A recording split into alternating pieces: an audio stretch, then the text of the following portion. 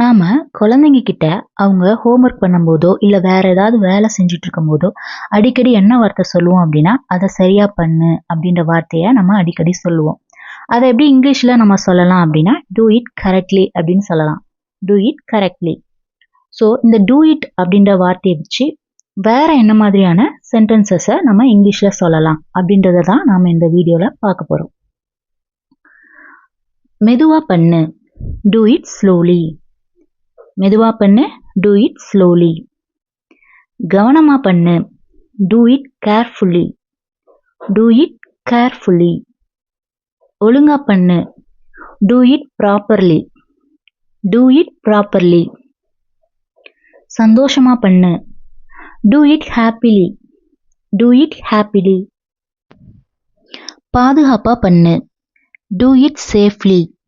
Do it safely. அமைதியா பண்ணு, do it silently. Do it silently. உடனே பண்ணு அப்படின்றத டூ இட் வச்சு எப்படி இங்கிலீஷ்ல சொல்லலாம் அப்படின்றத கமெண்ட்ல சொல்லுங்க. இந்த வீடியோ உங்களுக்கு யூஸ்ஃபுல்லா இருந்தது அப்படின்னா ப்ளீஸ் லைக் அண்ட் ஷேர் பண்ணுங்க. என்னோட சேனலை சப்ஸ்கிரைப் பண்ணிக்கோங்க. தேங்க்யூ.